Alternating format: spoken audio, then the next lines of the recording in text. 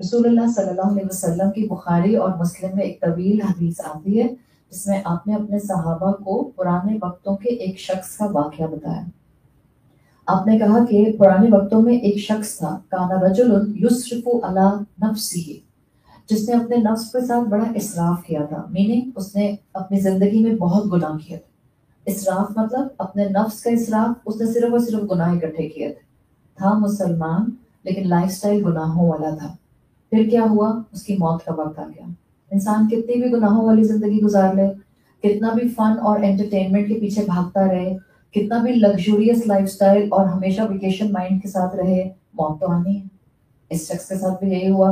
فلما حضرہ الموت، پھر جب اس کے پاس موت کا وقت آ گیا، یعنی اپنے ڈیتھ بیڈ پر آ گیا، قال لبنیہ، اس نے اپنے بیٹوں کو بلایا اور ان کو بتایا، انی لم اعمل خیرا قط، میرے بیٹوں میں نے زندگی میں کبھی کوئی خیر کا کام نہیں کیا۔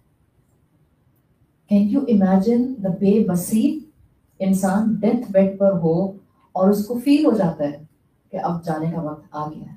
انسان کو مرنے سے پہلے، چند لمحہ پہلے، چند دن پہلے، ڈپینڈنگ اپون کس نے کیا، اللہ نے کب محسوس کرانا ہے، انسان کو پتہ چل جاتا ہے کہ اب اس کے جانے کا وقت قریب ہے۔ تو اس شخص کو بھی اندازہ ہو گیا کہ اب اس کی موت قریب ہے۔ اس نے اپنی اولاد سے کہا کہ میں نے کبھی کوئی خیر کا کام نہیں کیا، تو اب جب مجھے موت آئے، فَإِذَا أَنَا مُتُّ، جب میں مر جاؤں، فَأَحْرِقُونِي، اب ڈر آ رہا ہے، میں نے تو کوئی نیکی نہیں کی، تو ایسا کرنا کہ مجھے جلا دینا، ثم اطحنونی، اس کے بعد جلانے کے بعد مجھے پاؤڈر بنا دینا۔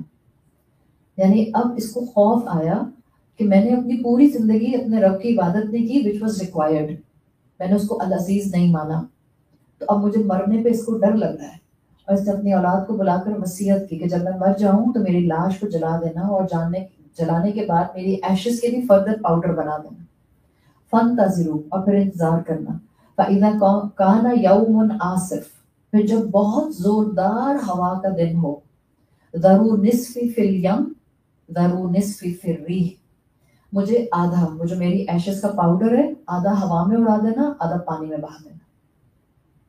یہ اتنی بڑی اسٹریٹجی بنا کر مرنے سے پہلے اپنی اولاد کو دی۔ اولاد کو اندازہ ہو گیا کہ ابا بہت ڈیسپریٹ ہے اس وقت، اور واقعی ان کی زندگی میں ان کو اس وقت جو ہے وہ ریگریٹ ٹچ کر رہا ہے۔ اولاد نے ایز اٹ از باپ کی طرح جو باپ نے کہا تھا وہ کر دیا۔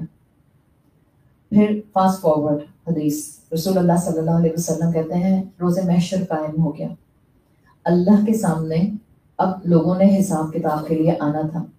اللہ تعالیٰ نے حکم دیا، فقال اللہ عز وجل کن فاذا هو رجل قائم، اللہ نے اس انسان کے لیے بس ایک کلمہ کہا، کن، اور وہی جس نے اپنے آپ کو آدھا پانی میں اور آدھا ہوا میں اڑوایا تھا جلانے کے بعد اور ایشز کا بھی پاؤڈر بنوانے کے بعد، اللہ نے بس کہا کلمہ کن، اور یہ اللہ کے سامنے کھڑا تھا۔ اللہ نے اس شخص سے پوچھا، ما حملک علی ما صنعت، کس چیز نے تم کو اتنی الیبوریٹڈ وصیت کرنے کی طرف دھکا دیا مرنے سے پہلے؟ تو اس نے کہا قال خشیتک یا رب، اللہ میں ڈر گیا تھا آپ سے۔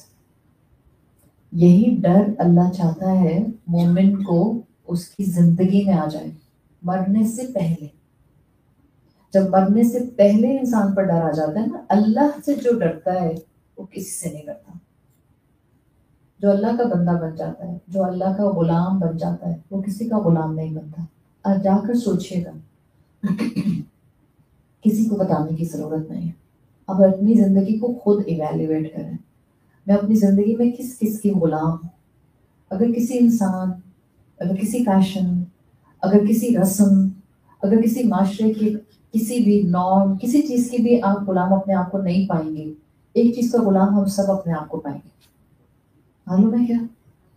نفس۔ میرا دل نہیں چاہتا، میرا دل نہیں چاہتا۔